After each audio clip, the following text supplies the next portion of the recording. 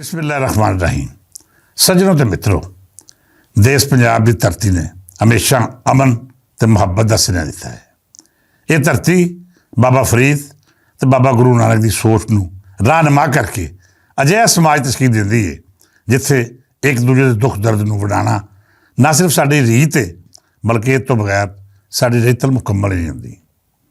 ਅਸੀਂ ਦੇਸ਼ ਪੰਜਾਬ ਦੇ ਵਸਣ ਵਾਲੇ ਹਮੇਸ਼ਾ ਤਾਸਬ ਤੋਂ ਆਰੀ ਹੋ ਕੇ ਦੂਜੀਆਂ ਕੌਮੀਅਤਾਂ ਨੂੰ ਆਪਣੇ ਦਸਤਰਖਾਨ ਉੱਤੇ ਥਾਂ ਦਿੱਤੀ, ਉਹਨਾਂ ਦੀ ਭੁੱਖ ਵਿੱਚ ਸਹਾਰਾ ਬਣੇ, ਧਿਆਨ ਪਾਣੀ ਸਾਂਝਾ ਕੀਤਾ। ਤੁਸੀਂ ਅਫਗਾਨਾਂ ਦਾ ਮਾਮਲਾ ਵੇਖ ਲਵੋ। ਜਦ ਇਹਨਾਂ ਦੇ ਭੈੜਾ ਵੇਲਾ ਆਇਆ ਤਾਂ ਸਾਡੇ ਦੇਸ਼ ਪੰਜਾਬ ਦੇ ਵਸਣ ਵਾਲਿਆਂ ਇਹਨਾਂ ਦੀ ਹਰ ਤਰ੍ਹਾਂ ਮਦਦ ਕੀਤੀ। ਅਸੀਂ ਆਪਣੇ ਬਾਜ਼ਾਰਾਂ ਅਤੇ ਕਾਰੋਬਾਰਾਂ ਨੂੰ ਇਹਨਾਂ ਲਈ ਖੋਲ੍ਹ ਦਿੱਤਾ। ਇਹਨਾਂ ਦੇ ਬਾਲ ਬੱਚਿਆਂ ਨੂੰ ਤਾਲੀਮੀ ਇਦਾਰਿਆਂ ਵਿੱਚ ਥਾਂ ਦਿੱਤੀ, ਮੁਲਾਜ਼ਮਤਾਂ ਦਿੱਤੀਆਂ, ਇੱਜ਼ਤ ਅਤੇ ਵਕਾਰ ਦਿੱਤਾ ਅਤੇ ਕਦੀ ਵੀ ਇਹ ਅਹਿਸਾਸ ਨਹੀਂ ਹੋਣ ਦਿੱਤਾ ਕਿ ਉਹ ਬੇਗਾਨੀ ਧਰਤੀ ਉੱਤੇ ਰਹਿ ਰਹੇ ਨੇ। ਅਸੀਂ ਦਿਲ ਇੰਨਾ ਵਸੀਹ ਰੱਖਿਆ ਕਿ ਇਹਨਾਂ ਅਫਗਾਨਾਂ ਸਾਡੀ ਧਰਤੀ ਉੱਤੇ ਅਫਗਾਨ ਬਸਤੀਆਂ ਵਸਾਈਆਂ, ਪੂਰੇ ਦੇ ਪੂਰੇ ਬਾਜ਼ਾਰ ਖਰੀਦੇ, ਕਾਰੋਬਾਰਾਂ ਉੱਤੇ ਕਬਜ਼ੇ ਕੀਤੇ। ਅਸੀਂ ਉਹਨੂੰ ਕੁਝ ਨਹੀਂ ਆਖਿਆ, ਸਿਰਫ ਇਹ ਸਮਝਾਇਆ ਕਿ ਬੇਲੀਓ ਅੱਜ ਬਦਅਮਨੀ ਫੈਲਾਓਗੇ ਅਤੇ ਕੱਲ੍ਹ ਨੂੰ ਸਾਡੇ ਨਾਲ ਤੁਹਾਡੇ ਆਪਣੇ ਬਾਲ ਵੀ ਇਸੇ ਅੱਗੇ ਸੜਨਗੇ।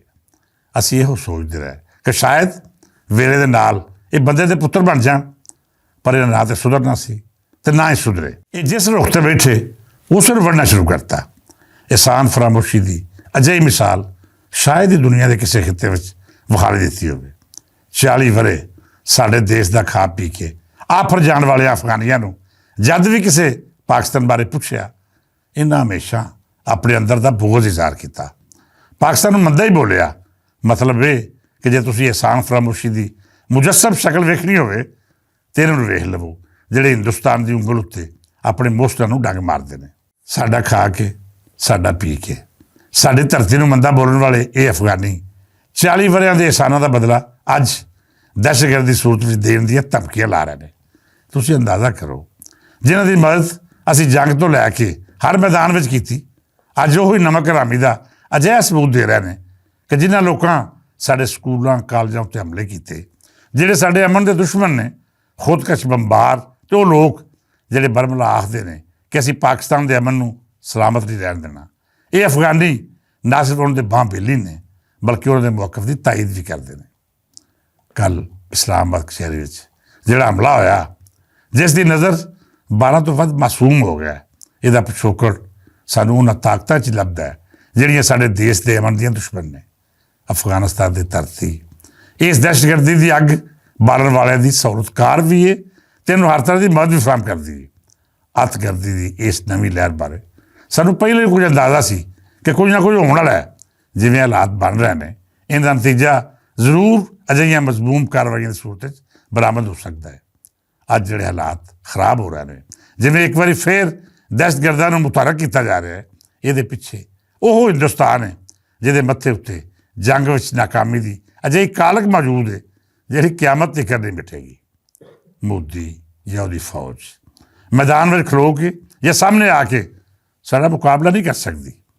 ਇਸੇ ਲਈ ਅਫਗਾਨੀਆਂ ਨੂੰ ਵਰਤ ਕੇ ਉਸ ਹਾਰ ਦਾ ਬਦਲਾ ਲੈਣਾ ਚਾਹੁੰਦੀ ਹੈ ਜਿਹੜੀ ਹਰ ਵਾਰੀ ਮੈਦਾਨ ਅੰਦਰ ਉਹਦਾ ਮੁਕੱਦਰ ਬਣੇਗੀ। ਇਹ ਬੁਜ਼ਦਿਲ ਹੋਰ ਕਰ ਵੀ ਕੀ ਸਕਦੇ ਨੇ, ਸੋਏ ਅਜਿਹੀਆਂ ਸਾਜ਼ਿਸ਼ਾਂ ਦੇ ਜਿਹੜੀਆਂ ਨਾ ਹਮੇਸ਼ਾ ਕੀਤੀਆਂ। ਸੱਜਣੋ, ਮੈਂ ਦੇਸ਼ ਪੰਜਾਬ ਦਾ ਵਾਸੀ ਹੋਣ ਦੇ ਨਾਤੇ ਵਾਸ਼ਗਾਫ ਅਲਫਾਜ਼ ਐਲਾਨ ਕਰਦਾ ਹਾਂ ਕਿ ਮੇਰੀ ਧਰਤੀ ਕਰਾਚੀ ਤੋਂ ਲੈ ਕੇ ਖੈਬਰ ਤੱਕ ਹੈ। ਕੋਈ ਮਹਾਜਰ ਹੋਵੇ, ਸਿੰਧੀ ਹੋਵੇ, ਪਠਾਨ ਜਾਂ ਬਲੋਚ, ਜੇਕਰ ਉਹ ਆਪਣੇ ਆਪ ਨੂੰ ਪਾਕਿਸਤਾਨੀ ਕਹਾਉਣ 'ਤੇ ਫਖਰ ਕਰਦਾ ਹੈ ਅਤੇ ਆਪਣੀ ਪਹਿਚਾਣ ਪਾਕਿਸਤਾਨ ਦੱਸਦਾ ਹੈ, ਫਿਰ ਉਹਦੇ ਲਹੂ ਦਾ ਇੱਕ ਕਤਰਾ ਮੈਨੂੰ ਆਪਣੀ ਜਾਨ ਤੋਂ ਜ਼ਿਆਦਾ ਅਜ਼ੀਜ਼ ਹੈ। ਅਸੀਂ ਪੰਜਾਬੀਆਂ ਹਮੇਸ਼ਾ ਆਪਣੇ ਦੂਜੇ ਸੂਬਿਆਂ ਦੇ ਵਸਨੀਕਾਂ ਨਾਲ ਮੋਢਾ ਲਾ ਕੇ ਖਲੋਣ ਦਾ ਫਰਜ਼ ਪੂਰੀ ਤਰ੍ਹਾਂ ਨਿਭਾਇਆ ਹੈ। ਅੱਜ ਜੇਕਰ ਅਫਗਾਨੀ ਹਿੰਦੁਸਤਾਨ ਦੇ ਹੱਥੋਂ ਇਸਤੇਮਾਲ ਹੋ ਕੇ ਕਰਾਚੀ ਨੂੰ ਨਿਸ਼ਾਨਾ ਬਣਾਉਣ ਦੀ ਧਮਕੀ ਦਿੰਦੇ ਨੇ ਜਾਂ ਫਿਰ ਇਹ ਆਖਦੇ ਨੇ ਕੋਈ ਇਸਲਾਮਾਬਾਦ ਵਿੱਚ ਅੱਗ ਲਾ ਦੇਣਗੇ, ਤਾਂ ਯਕੀਨ ਮੰਨੋ ਸਾਡੀਆਂ ਫੌਜਾਂ ਦੀ ਕੁਫਤੇ ਬਾਜ਼ੂ ਦਾ ਉਹਨਾਂ ਨੂੰ ਅੰਦਾਜ਼ਾ ਹੀ ਨਹੀਂ। ਅਸੀਂ ਅੱਜ ਤੱਕ ਸਬਰ ਦਾ ਮੁਜ਼ਾਹਰਾ ਕਰਦੇ ਆਏ ਹਾਂ, ਆਪਣੇ ਪੁੱਤਰ ਸ਼ਹੀਦ ਕਰਵਾ ਕੇ ਮਸੀਤਾਂ, ਇਮਾਮ ਬਾਰਗਾਹਾਂ ਅਤੇ ਮਜ਼ਾਰਾਂ ਉੱਤੇ ਖੁਦਕਸ਼ ਹਮਲੇ ਵੀ ਬਰਦਾਸ਼ਤ ਕੀਤੇ, ਪਰ ਬੇਲੀਓ ਹੁਣ ਸਾਡੇ ਸਬਰ ਦਾ ਪੈਮਾਨਾ ਜਵਾਬ ਦੇ ਚੁੱਕਿਆ ਹੈ।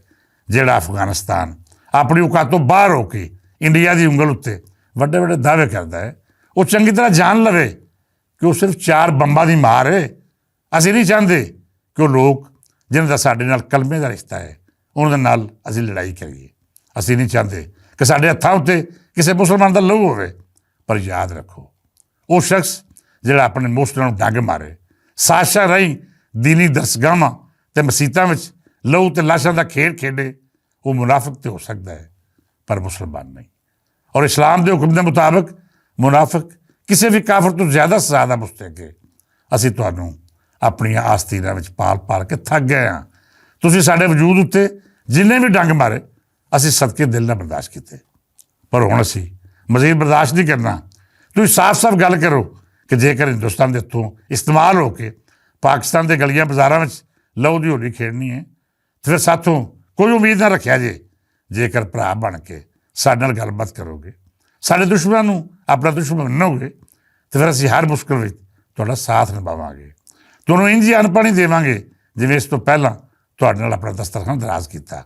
ਪਰ ਇਹ ਖਿਆਲ ਰੱਖਣਾ ਕਿ ਤੁਸੀਂ ਸਾਡੇ ਦੁਸ਼ਮਣਾਂ ਨੂੰ ਪਨਾਹ ਦਿਓਗੇ ਜਾਂ ਫਿਰ ਕਿਸੇ ਅਜਿਹੀ ਪ੍ਰਾਕਸੀ ਦਾ ਰੂਪ ਧਾਰ ਕੇ ਸਾਡੇ ਖਿਲਾਫ ਕਾਰਵਾਈਆਂ ਸ਼ਾਮਲ ਹੋਵੋਗੇ ਜਿਹਦੀਆਂ ਡੋਰੀਆਂ ਹਿੰਦੁਸਤਾਨ ਹਲਾਈਆਂ ਜਾਣਗੀਆਂ, ਤਾਂ ਫਿਰ ਜਾਣ ਲਵੋ। ਅਸੀਂ ਇਸ ਵਾਰੀ ਤੁਹਾਡੇ ਨਾਲ ਉਹ ਸਲੂਕ ਕਰਾਂਗੇ ਕਿ ਤੁਹਾਡੀਆਂ ਆਉਣ ਵਾਲੀ ਨਸਲਾਂ ਵੀ ਪਾਕਿਸਤਾਨ ਨਾਲ ਸਾਜ਼ਿਸ਼ ਕਰਨ ਤੋਂ ਬਾਜ਼ ਰਹਿਣ। ਸੱਜਣ ਪਿਆਰਿਓ, ਇਸਲਾਮਾਬਾਦ 'ਚ ਜੋ ਹੋਇਆ ਉੱਥੇ ਦਿਲ ਬਹੁਤ ਉਦਾਸ ਹੈ। ਬੇਗੁਨਾਹ ਅਤੇ ਮਾਸੂਮ ਸ਼ਹਿਰੀਆਂ ਦਾ ਕਤਲ ਕਿਸੇ ਵੀ ਸਮਾਜ ਵਿੱਚ ਕਾਬਲੇ ਕਬੂਲ ਨਹੀਂ ਹੁੰਦਾ। ਪਾਕਿਸਤਾਨ ਚੰਗੀ ਤਰ੍ਹਾਂ ਜਾਣਦਾ ਹੈ ਕਿ ਇਹਦੇ ਪਿੱਛੇ ਜਿਹੜੀਆਂ ਤਾਕਤਾਂ ਨੇ ਉਹ ਦਰ ਹਕੀਕਤ ਹਿੰਦੁਸਤਾਨੀ ਏਜੰਟ ਨੇ। ਹੁਣ ਵੇਲਾ ਆ ਗਿਆ ਹੈ ਕਿ ਅਸੀਂ ਆਪਣੇ ਦੇਸ਼ ਨੂੰ ਅਮਨ ਦੀ ਰਾਹ ਉੱਤੇ ਲਿਆ ਕੇ ਇੱਥੋਂ ਹਰ ਉਸ ਏਜੰਟ ਅਤੇ ਪ੍ਰਾਕਸੀ ਦਾ ਖਾਤਮਾ ਕਰੀਏ ਜਿਹੜਾ ਮਜ਼ਹਬ, ਫਿਰਕੇ ਅਤੇ ਰੰਗੋ ਨਸਲ ਨੂੰ ਬੁਨਿਆਦ ਬਣਾ ਕੇ ਨਫ਼ਰਤਾਂ ਦਾ ਕਾਰੋਬਾਰ ਕਰਦਾ ਹੈ। ਅਮਨ ਦੀ ਗੱਲ ਕਰੋਗੇ ਤਾਂ ਸਾਡੇ ਸਿਰ ਅੱਖਾਂ 'ਤੇ ਜੇਕਰ ਤੁਸੀਂ ਅਮਨ ਦੀ ਬੋਲੀ ਨਹੀਂ ਸਮਝਦੇ ਤਾਂ ਇਸ ਵਾਰੀ ਚੰਗੀ ਤਰ੍ਹਾਂ ਸੋਚ ਲੈਣਾ, ਸਾਡੇ ਵੱਲੋਂ ਕੋਈ ਮਾਫੀ ਨਹੀਂ ਜੇ ਮਿਲਣੀ। ਅਖੀਰ ਉੱਤੇ ਇਹ ਆਖਾਂਗਾ ਕਿ ਦੁਨੀਆ ਦੇ ਹਰ ਸਮਾਜ ਵਿੱਚ ਅਮਨ ਅਤੇ ਭਾਈਚਾਰੇ ਦੀ ਫਿਜ਼ਾ ਲਈ ਜ਼ਰੂਰੀ ਹੈ ਕਿ ਤੁਸੀਂ ਆਪਣੇ ਉੱਤੇ ਅਹਿਸਾਨ ਕਰਨ ਵਾਲੇ ਦਾ ਇਹਤਰਾਮ ਕਰੋ। ਜ਼ਿੰਦਾ ਕੌਮਾਂ ਉਹੀ ਹੁੰਦੀਆਂ ਨੇ ਜਿਹੜੀਆਂ ਅਹਿਸਾਨ ਫਰਾਮੋਸ਼ੀ ਦੀ ਤਾਰੀਖ ਨਾ ਰੱਖਦੀਆਂ ਹੋਵਣ। ਜਿਹੜੇ ਅਹਿਸਾਨ ਕਰਨ ਵਾਲਿਆਂ ਨੂੰ ਡੰਗ ਮਾਰਦੇ ਨੇ ਉਹਨਾਂ ਦੇ ਘਰ ਕਦੀ ਖੈਰ ਨਹੀਂ ਜੀ ਹੁੰਦੀ। ਜਿਹੜੇ ਆਪਣੇ ਮੁਸਲਿਮਾਂ ਨੂੰ ਡੱਸਦੇ ਨੇ ਉਹਨਾਂ ਦੇ ਘਰ ਸਪੋਲੀਏ ਹੀ ਜੰਮਦੇ ਨੇ। ਸਪੋਲੀਏ ਵੀ ਅਜਿਹੇ ਜਿਹੜੇ ਵੱਡੇ ਹੋ ਕੇ ਆਪਣੇ ਮਾਂ ਪਿਓ ਨੂੰ ਡੰਗ ਮਾਰਦੇ ਨੇ। ਬਹਰਹਾਲ ਪਾਕਿਸਤਾਨ ਦੀ ਖੈਰ ਮੰਗਣ ਵਾਲਿਆਂ ਲਈ ਸਾਡੇ ਕੋਲ ਖੈਰ ਹੀ ਖੈਰ ਹੈ। ਇਸ ਦੁਆ ਨਾਲ ਇਜਾਜ਼ਤ ਦਿਓ ਕਿ ਰੱਬ ਸੱਚਾ ਸਭ ਦੇ ਘਰ ਅਮਨ ਅਮਾਨ ਰੱਖੇ। ਜਿਹੜੇ ਦੁਸ਼ਮਣੀ ਭਾਲ ਰਹੇ ਨੇ ਰੱਬ ਉਹਨਾਂ ਨੂੰ ਤੌਫੀਕ ਦੇਵੇ ਕਿ ਅੱਖਾਂ ਖੋਲ੍ਹ ਕੇ ਆਉਣ ਵਾਲਾ ਵੇਲਾ ਵੇਖ ਲੈਣ, ਚੰਗੀ ਤਰ੍ਹਾਂ ਅੰਦਾਜ਼ਾ ਕਰ ਸਕਣ ਕਿ ਇਸ ਅੱਗ ਵਿੱਚ ਅਖੀਰ ਉਹਨਾਂ ਦਾ ਆਪਣਾ ਘਰ ਹੀ ਸੜ ਕੇ ਸੁਆਹ ਹੋਣਾ ਹੈ। ਅਮਨ ਦੀ ਉਮੀਦ ਅਤੇ ਆਸ ਨਾਲ ਇਜਾਜ਼ਤ ਦਿਓ।